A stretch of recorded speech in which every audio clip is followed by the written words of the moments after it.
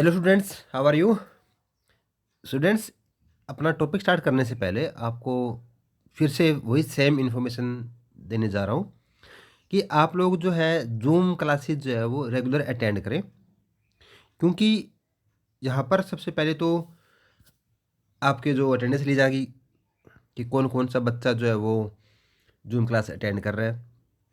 Secondly, जो final exam के अंदर असेसमेंट लगते हैं, जैसे कि अभी पीछे जो हमारे S7 हुए थे उसके अंदर भी जो है जो बच्चा रेगुलर जो अटेंड कर रहा है क्लासेस, उनको जो है असेसमेंट के नंबर जो है वो ज़्यादा दिए गए हैं।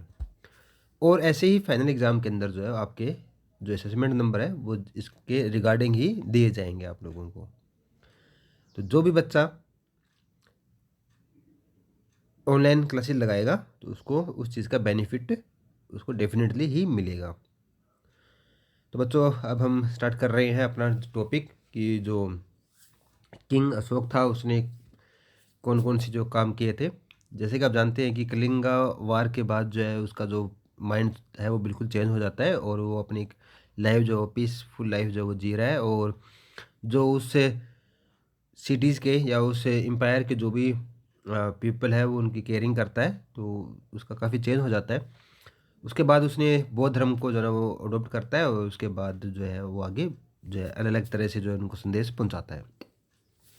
तो आज का जो हमारा टॉपिक है वो है टॉपिक स्तूप्स पर। स्तूप्स भी क्या है ये? ए स्तूप is a dome like structure made of stone or bricks. The purpose of a stoop was of honor a sacred spot or to pursue the rituals of Buddha. तो बच्चों यहाँ पर कहता है कि जो स्तूप होता है वो लाइक एक गुम्बद के लाइक के स्ट्रक्चर जो होता है, जैसे आप यहाँ इस पिक्चर को देख सकते हैं कि ये गुम्बद के जैसे जो है वो बना हुआ है, और ये है पत्थर और जो ईंटों से जो है बना होता है। इसका मेन मोटिव ये है कि यहाँ पर जो है जो बौद्ध जो है या बौद्ध है उसके यादगार के अंदर जो चीज़ें जो है यहाँ पर उसको संभाल कर उसको रखा गया है।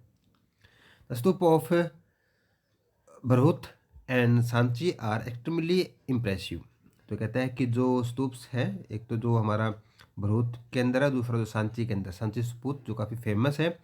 तो ये एक्सट्रीमली इम्प्रेसिव है कि ये ज़्यादा बहुत ज़्यादा जो हमें इम्प्रेस करते हैं। The Sanchi stupa was originally build by Ashoka. कहता है कि जो ना सांची स्तूप है वो अशोका ने ही बनाया था। Later it was enlarged during the Shunga period. उसके बाद कहते हैं कि जो शुंगा पीरियड आया था उसमें जो इस बिल्डिंग को और थोड़ा ज़्यादा एक्सपेंड किया गया। It's gateway have beautiful sculptures depicting the story of Buddha. इसका जो गेटवे है उसके ऊपर काफ़ी सुंदर है ये, और उसके ऊपर जो है बौद्ध जो है बुद्ध था उसकी जो है लाइफ स्टोरी जो है यहाँ पर बताई गई है। नेक्स्ट टॉपिक हमारा the Mauryan administrations.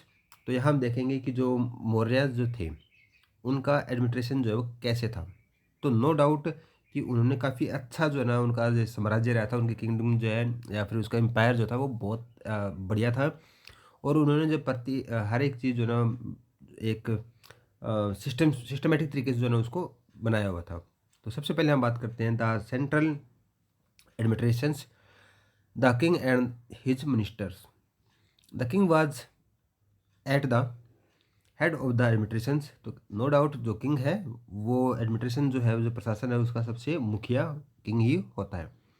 His power were unlimited but he attacked acted according to the rules of dharma. तो कहता है कि जो किंग है ना उसके पास पावर जो वो अनलिमिटेड है, अभी उसके पास पावर बहुत ज़्यादा है, बट ये पावर्स जो ना वो जो धर्म है रूल्स के अकॉर्डिंग, धर्मा के रूल्स के अकॉर्डिंग जो ना उसके पास ये पावर दी गई, यानी कि एक तरह से जो ना उन्होंने एक्ट बनाए हुए थे, उस एक्ट के अकॉर्डिंग उसके पास पावर थी। उस the king was guided by the advice of his ministers. तो कहता है कि जो किंग के पास पावर ज़रूर है, लेकिन जो मिनिस्टर है वो उनकी एडवाइस जो है ना वो भी मानता है, उनकी एडवाइस के अकॉर्डिंग जो है वो उसको मतलब जो मिनिस्टर है वो उनको गाइडलाइन करते रहते हैं अप टू डेट करने के लिए। नेक्स्ट है provincial and local administrations. The empire was divided into a number of province. Each province was under a governor. Each province was divided into a number of district. तो कहता है कि जो इनका एम्पायर था, जो इतना साम्राज्य था उनका, उस राजाओं का, वो अलग अलग तरह के जो प्रोविंस के अंदर जो उनको डिवाइड किया गया था, यानी कि अलग अलग एरिया में उनको डिवाइड किया गया था। और उनके जो ना प्रोविंस के जो ना गवर्नर होता था उनका, उनके अंडर जो ना वो काम करते थे। और उसके बाद कहता है कि जो हमारे प्रोविंस है उसको भी जो डिवाइड करने के बाद जो उनको डिस्ट्रिक्ट के अंदर जो ना वो उनको डिवाइड माना जाता है।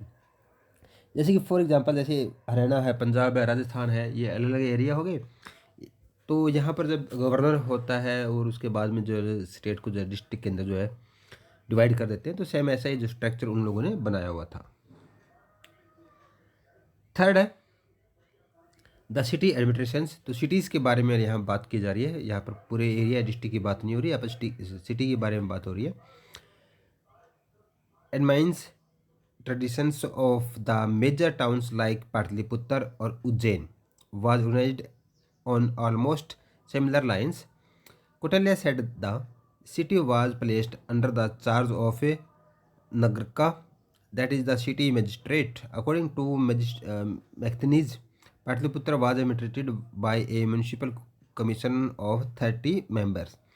तो बच्चों यहाँ पर क्या कह रहा है इस पैरे के अंदर कि जो भी सिटीज़ है अपनी, लाइक मेजर सिटीज़ या major towns like for Pataliputra या उज्जैन, उनके अंदर जो ना उनके जैसे एक जैसी जो उनको एक लाइन्स के अंदर या फिर एक जैसी उनको ऑर्गेनाइज किया गया है। कुटल्य कहता है कि जितनी भी जो सिटीज़ हैं उनका जो चार्ज है वो जो उनकी देखभाल जो करता है उनको नागर का जो है वो बोला जाता है, और वही जो है ना क्या होता है सिटी का जो मजिस्ट्रेट होता है। मैगनीज कहता है कि पाटलिपुत्र के अंदर जो ना ऐसे म्यूनसिपल कम्युनिशन था और वहाँ पर उसके अंदर जो 30 लोग जो वो काम करते थे। The Mauryan rules had perfect control over road and rivers as they were important for trade and commerce. तो बच्चों यहाँ पर क्या कहता है कि जो मोरियन रूलर्स थे, जितने भी जो किंग थे मोरियन काल के, उन्होंने जो रोड्स और रिवर्स के ऊपर जो टोटली जो उनको काफ़ी अच्छा कंट्रोल था, और वो उनके जानते थे कि जो इनके द्वारा ट्रेड और कॉमर्स के लिए जो है काफ़ी इंपॉर्टेंट है, उनकी इंपॉर्टेंस जो है वो जानते थे। फोर्थ है welfare measures. Ashoka treated his people as his own children. ये कहता है कि जो अशोक है वो ट्रीट करता था जो पीपल है उनको अपने बच्चों जैसे जो उनको ट्रीट करता था, और ये बहुत अच्छी बात थी।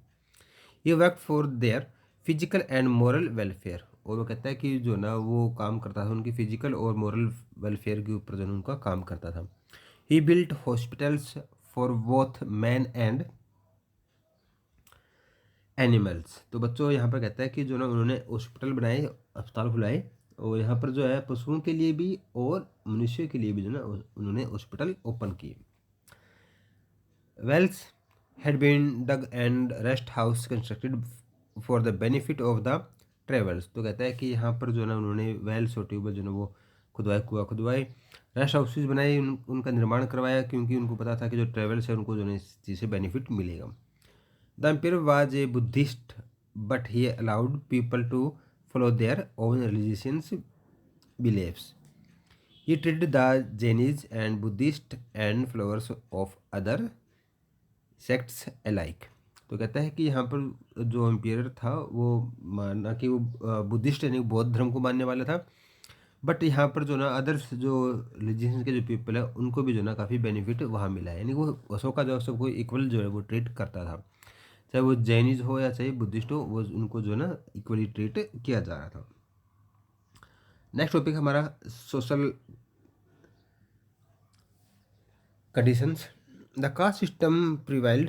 Mekhtanis speaks of the caste system. The Brahmins and monks held a high position in society। कहता है कि वहाँ पर जो है कास्ट सिस्टम था अब भी, और यहाँ पर क्या है कि मैथनीज कहता है कि यहाँ पर जो है कास्ट सिस्टम था जिसके अंदर जो ब्राह्मण्स और जो मॉन्क्स हैं उनको सोसाइटी के अंदर सबसे हाईएस्ट पोजीशन जो है उनको दी जाती थी। The society concern of farmers, artisans, traders, metal worker, beggars, hunters and herdsmen। तो कहता है कि जो सोसाइटी है वो अलग अलग तरीके से जो है ना वो बंटी हुई थी, जैसे फार्मर्स है, आर्टिसंस है, ट्रेडर है, मेटल वर्कर्स है, तो इस तरह से उनको अलग अलग तरह के जो काम दिए गए थे। Megasthenes speak about the high moral of the Indian society. कहता है कि मैथनीज कहता है कि उस टाइम जो ना हाई मॉरल्स थी इंडियन सोसाइटी के अंदर। They were no thieves and the house were left unguarded. तो कहता है कि जो ना वो जो जिनके घर थे उनको कोई चोरी का डर नहीं था, कोई डकैती का डर नहीं था, वो अपने घरों को जो है ना वैसे ही जो है ना विदाउट किसी प्रोटेक्शन के जो है ना वो खुले छोड़ देते थे उनको। Ashoka prohibited games which involve violence और क्रुएल्टी टू एनिमल्स। तो कहता है कि अशोका ने जो ना जितने भी जो गेम हैं उनके ऊपर जो जहाँ पर कोई वायलेंस हो रहा है या किसी एनिमल्स के साथ जो है बुरा व्यवहार हो रहा है, तो ऐसे जो गेम्स थे उनके ऊपर उन्होंने टोटली जो है प्रोहिबिटेड, यानी कि बिल्कुल टोटली जो कंट्रोल किया हुआ था, बिल्कुल उन पर बैन किया हुआ था। अब हम बात करते हैं the end of the Mauryan empire. आप सभी ने देखा होगा कि जो मौर्यन एम्पायर है वो काफ़ी सक्सेसफुल रहा है, काफ़ी अच्छा रहा है, बट इसका भी जो ना वो एंड होता है। एंड होने के पीछे कौन कौन से रीज़न है ये हम देखते हैं। Ashoka dead in 232 BC, soon after his death, the empire began to decline.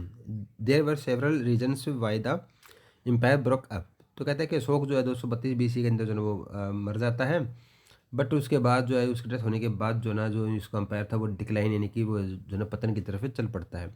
तो आइए हम देखते हैं कि उसके जो मरने के बाद जो उसका एम्पायर था वो कैसे ब्रोकअप हो जाता है, कैसे वो टूट जाता है, कैसे विखंडन हो जाता है, और उसका जो अंत कैसे होता है।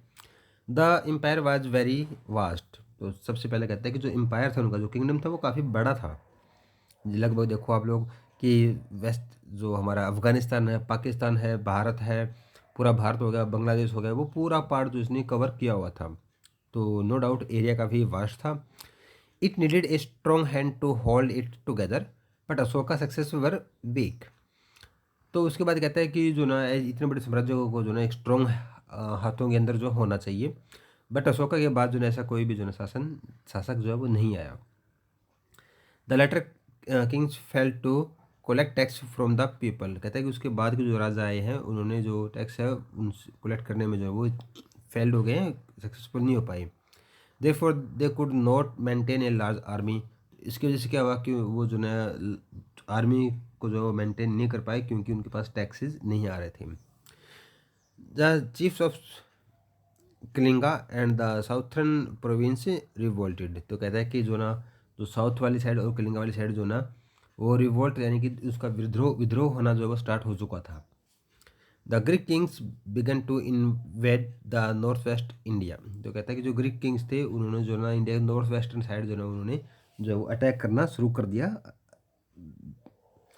The army had lost its fighting qualities because after the Kalinga war, Ashoka did not fight any others war। तो यहाँ पर भी एक बहुत अच्छा जो उन्होंने एग्जांपल दिया है कि जो आर्मी थी उन्होंने वो टेक्निक जो फाइटिंग की जो क्वालिटीज़ थी वो लॉस्ट हो चुकी है, उनकी खो चुकी है, क्योंकि अब कोई भी सैनिक युद्ध नहीं कर रहा। तो युद्ध नहीं करेंगे तो वो अपने अपनी क्या है कि वो टेक्निक जो है ना वो भूल चुके थे, क्योंकि जो कलिंगा वार के बाद जो अशोका ने जो ना फाइट जो युद्ध ना करने के जो ना वो शपथ लेता है, और लेकिन उसका जो दुष्परिणाम ये हुआ कि वहाँ की जो सेना है वो युद्ध के अंदर जो कला थी वो भूल चुकी थी, और उसके बाद जो नेक्स्ट जो किंग आए थे वो इतने ज़्यादा सक्सेसफुल नहीं रहे। It was under this condition that भरत भागीरथ Brihadratha and the last Mauryan rulers. तो कहता है कि जो यहाँ पर बृहर्थ जो था वो लास्ट मौर्यन रूलर था, was killed by the Mauryan general Pushyamitra Shunga. वो कहता है कि जो पीयूष मित्रा सुंगा था वो कि उसका जर्नल था मौर्यन का, उसी ने जो ना उसको मारा। That was the end of the Mauryan empire. और इसी के साथ जो है ना क्या हुआ कि जो मौर्यन एम्पायर था वो समाप्त तो हो चुका है। नेक्स्ट जो टॉपिक है वो हमारी समरी ऑफ द लेसन की, इसी के लेसन में जो मेन जो टॉपिक है वो यहाँ पर दिए गए हैं। तो बच्चों ये आप लोग कर लेना, और इसी के साथ जो हमारा वो लेसन कंप्लीट हो जाता है। नेक्स्ट लेसन जो है हम नेक्स्ट जो वीडियो के अंदर जो है वो लेकर आएंगे। तब तक के लिए student thank you and have a nice day.